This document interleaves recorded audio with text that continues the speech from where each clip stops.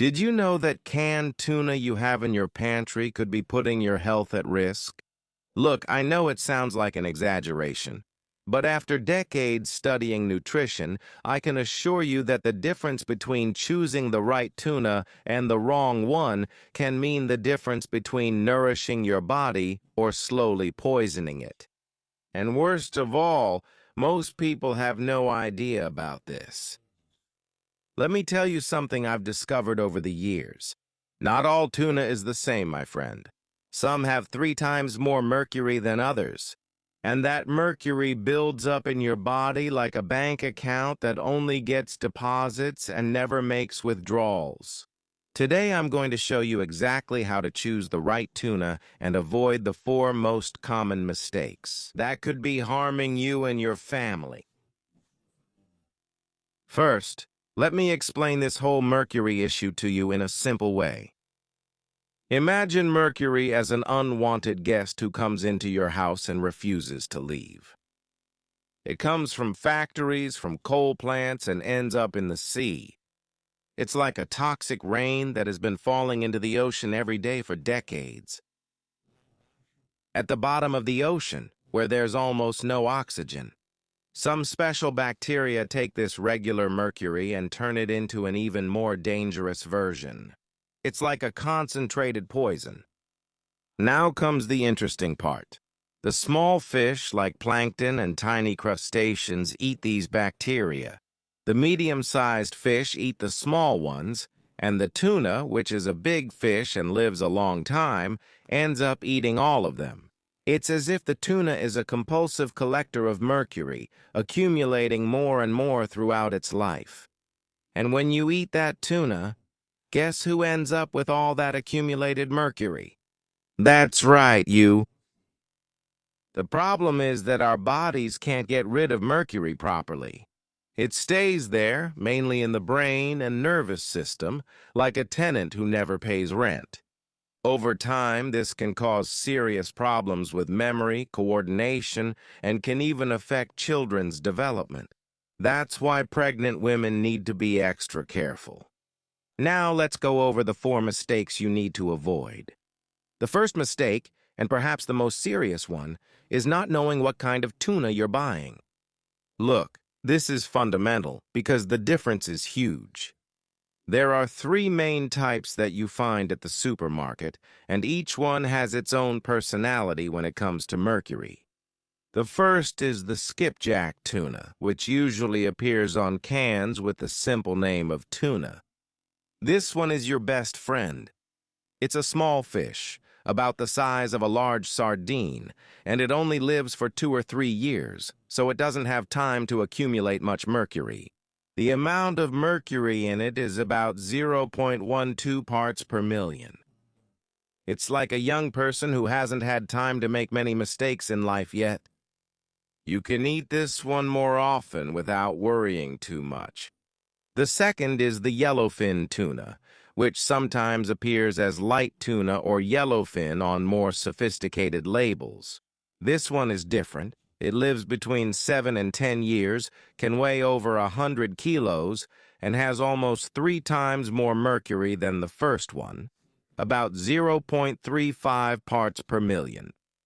It's not that it's forbidden, but you need to eat it in moderation.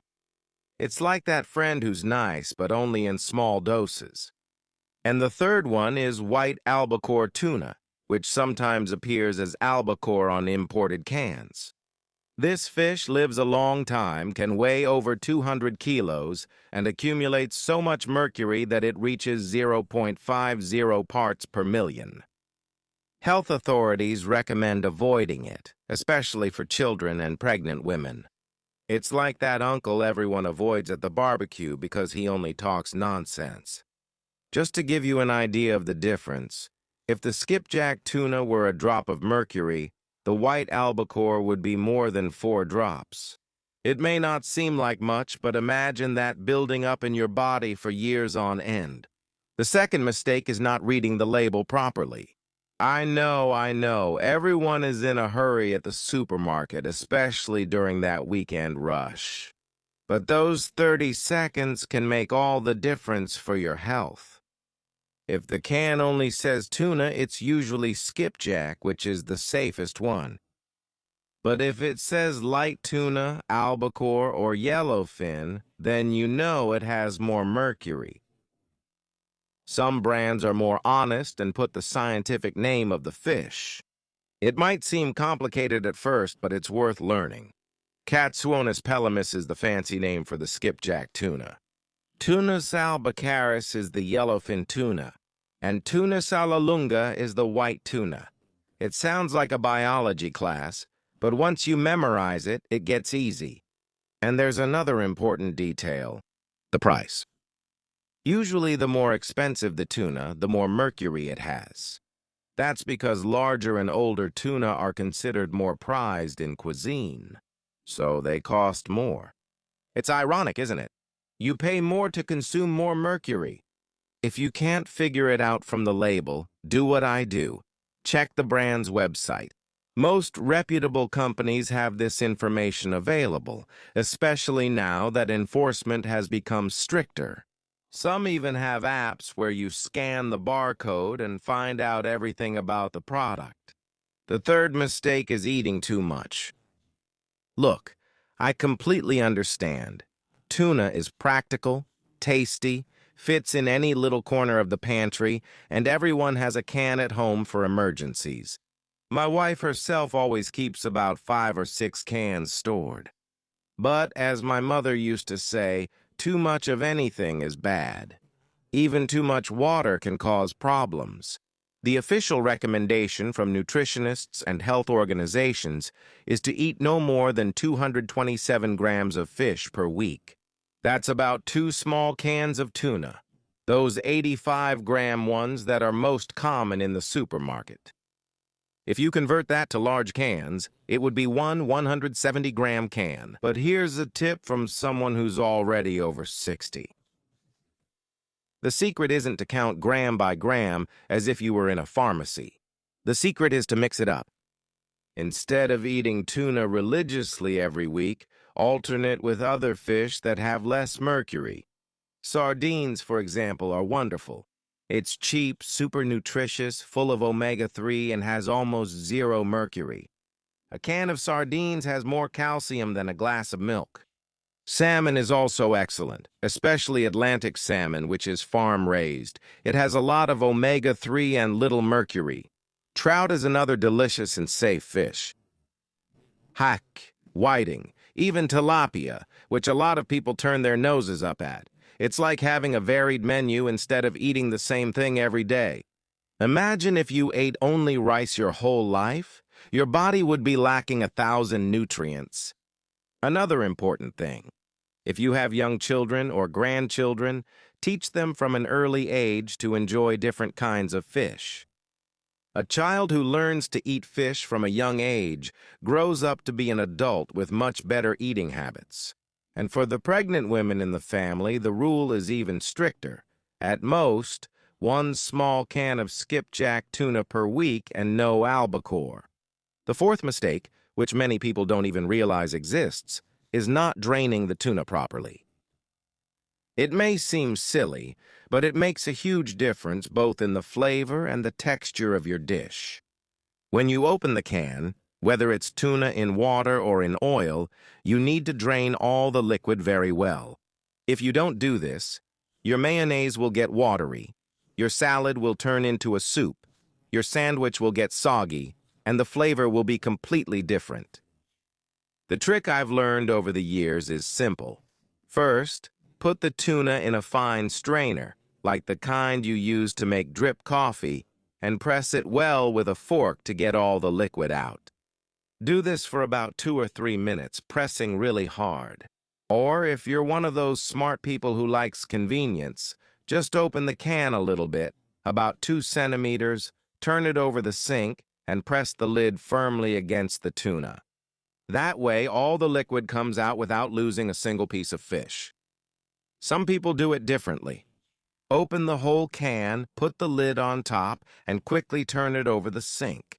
That works too, but you always lose a few pieces of tuna. And good tuna is expensive to waste, right? Now, Let me tell you a secret I discovered a few years ago that not many people know. Between tuna in water and tuna in oil, which do you think is better to avoid mercury? If you guess tuna in water, you're wrong. The answer will surprise you. It's tuna in oil, as long as you drain it really well. Why? Because mercury is what chemists call lipophilic, which means it likes fat. So, instead of sticking to the fish's muscle, it prefers to stick to the oil. It's like the oil is a magnet for mercury. When you drain the oil well, you're literally throwing away a good part of the mercury that was in the tuna. It's like giving the tuna a detox wash before eating it. As for tuna in water, since there's no fat for the mercury to cling to, it all stays in the fish itself. It's like the mercury has nowhere to escape.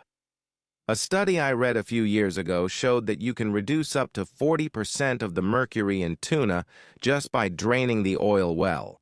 Of course, tuna in oil has more calories, about 200 calories per can compared to 120 for tuna in water. So if you're dieting to lose weight, you can stick with the one in water, but at least now you know the difference. And another important thing, tuna in oil has more omega-3 and vitamin D, which are important nutrients for your heart and your bones. Vitamin D is especially important for those of us over 50 because it helps with calcium absorption and prevents osteoporosis. Omega-3 is like a lubricant for the brain. It helps with memory and prevents depression. An extra tip that few people know. If you want to enjoy the benefits of the oil but with fewer calories, save the oil that dripped off in a little container in the fridge.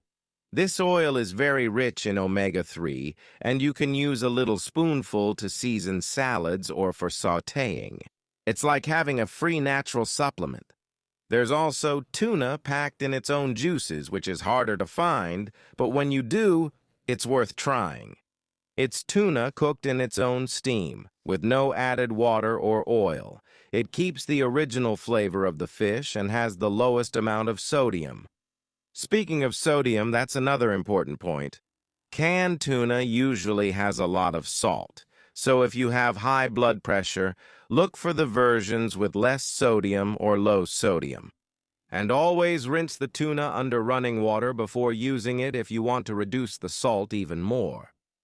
Look, I don't want you to stop eating tuna.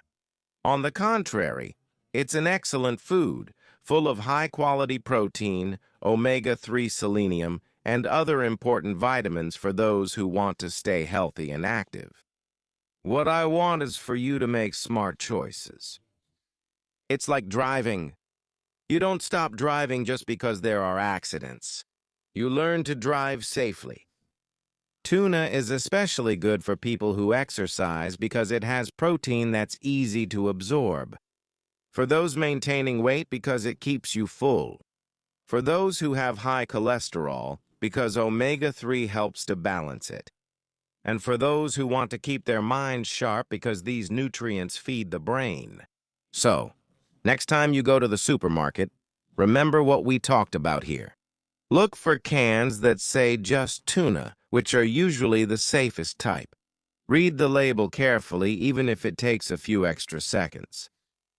Switch it up with other fish from time to time, sardines, salmon, trout, and drain it very well before using, whether it's water or oil. One last tip from someone who's seen a lot in life. Always keep some cans of skipjack tuna at home because it's a food that can save any meal. Forgot to defrost the meat? Tuna. Did you get home late from work? Tuna. Unexpected visitor? Tuna with mayonnaise and some seasonings becomes a tasty appetizer in 5 minutes. But choose wisely, use in moderation, and your health will thank you. After all, life already has enough complications. At least in the kitchen, we can make choices that are good for us. Now tell me, do you usually pay attention to the type of tuna you buy? Or do you just take the first one you see on the shelf? Write in the comments what your favorite way to prepare tuna is. And did you already know these tips about mercury? If the video helped you, don't forget to subscribe to the channel for more healthy eating tips. See you next time and make good choices in the kitchen.